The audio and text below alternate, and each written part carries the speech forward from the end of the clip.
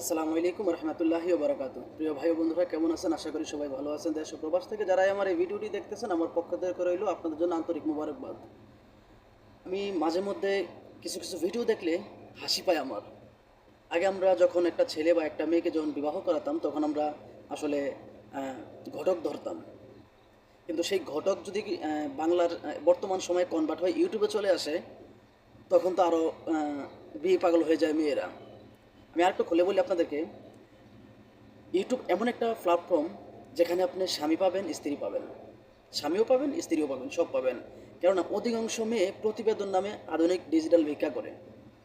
তো ইউটিউবে আসলেই নাকি স্বামী পাওয়া যায়, প্রতিবেদন করলেই নাকি স্বামী পাওয়া যায়। কথাটা কি বাস্তব? হ্যাঁ, কথাটা বাস্তব।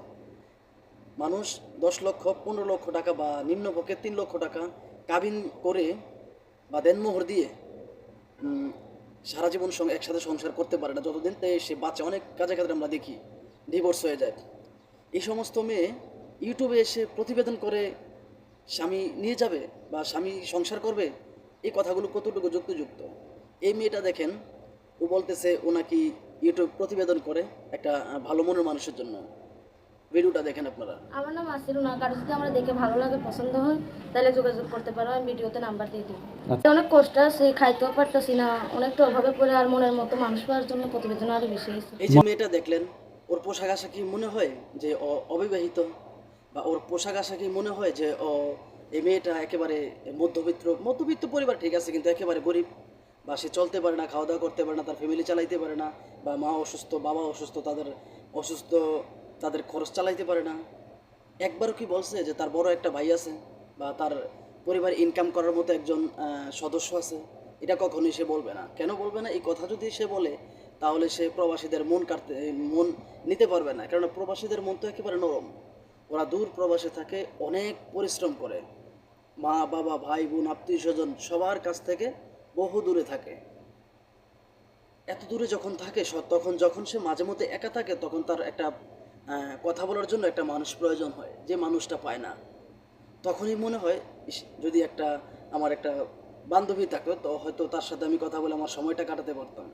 তখনই শয়তানের মতো শয়তান তাকে ধরে, তখনই সে প্রতিবেদনের নামে আধুনিক ভিক্ষা করা মেয়েগুলোর ফাঁদে পড়ে। আর তাদের ফাঁদে পড়া মানে আপনি দেউলিয়া হয়ে যাবেন। তাদের ফাঁদে পড়ছেন তো দেউলিয়া হয়ে গেছেন। কেননা ওরা এত সুন্দরভাবে নিখুঁতভাবে মিথ্যা কথা বলতে পারে, আমার মনে হয় শয়তানেও পারে না। কেননা শয়তান 104টা কিতাবের আলেম হয়েও মেয়েদের মতো কিন্তু নাটক করতে পারে না, যে নাটকগুলো মেয়েরা করতে পারে। তো অতএব এই সমস্ত মেয়ে থেকে সাবধান, এই সমস্ত মেয়েদের ফাঁদে কখনোই পড়া যাবে না। আর যে সব চ্যানেলের ভিডিও দেখা যাবে না, প্রতিবেদনের নামে আধুনিক ভিক্ষা করা মেয়েদের ফাঁদে পড়া যাবে না, এবং কি প্রতিবেদন, কোনো মেয়ের প্রতিবেদন দেখা যাবে না।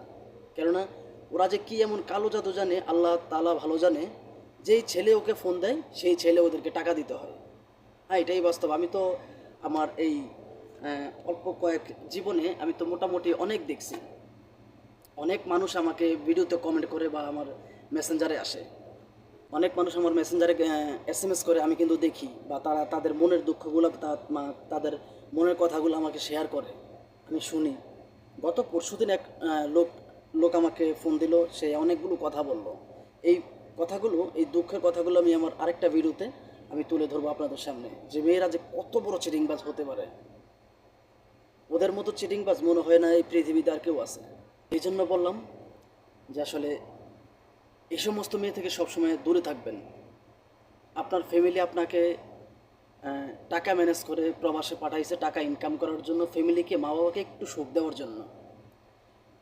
কিন্তু সেই ফ্যামিলিকে সুখ না দিয়ে যদি আপনি একটা মেয়েকে দিতে যান, তাহলে তো আপনি ধরা খাবেনই। কেননা মা বাবার বদদোয়া লাগবেই আপনার শরীরে। তো অতএব এই সমস্ত প্রতিবেদনের নামে আধুনিক ভিক্ষা করা যে 12 ভাতের মেয়েগুলো আছে, তাদের ফাঁদে পড়বেন না। লাইফে তো আমি তো আল্লাহর রহমতে বয়সটা তো আমার কম হয় নাই। আমি তো অনেক মেয়ে দেখছি বা অনেক লোকজনও দেখছি। হিন্দু বলেন, মুসলিম বলেন, অনেক মানুষের সাথে আমার চলাফেরা হয়েছে। তো আমি কোন মানুষের মন মানসিকতা কেমন, সেটা কিন্তু আমি বুঝি। আর বিশেষ করে সবচেয়ে বেশি নরম মন, নরম মন হচ্ছে প্রবাসীদের। এটা আমি মনে প্রাণে বিশ্বাস করি। 100% গ্যারান্টি, প্রবাসীদের মন সবচেয়ে নরম। এই কথাটা আমি মনে প্রাণে বিশ্বাস করি। এই যে ইউটিউবাররা কিছু বলে না, তার কারণ কি জানেন? ইউটিউবাররা তো এদের থেকে ভাগ পায়, অর্ধেক ভাগ পায় এই মেয়েরা, মেয়েদের ধান্দার টাকার অর্ধেক ভাগ পায় এই মেয়েরা। এই জন্য ইউটিউবাররা কিছু বলে না, তারা আরও মনের আনন্দে ভিডিও করে মেয়েদের। এই সমস্ত নর্তকী পারো ভাতারি দালাল ইউটিউবার থেকে দূরে থাকবেন, ওদের সাথে কখনোই আপনারা যোগাযোগ করবেন না বা আপোষ করবেন না, এবং কি এই সমস্ত মেয়েদের প্রতিবেদন দেখবেন না। তো আমার জন্য সবাই দোয়া করবেন, ভালো থাকবেন, সুস্থ থাকবেন, আল্লাহ হাফেজ।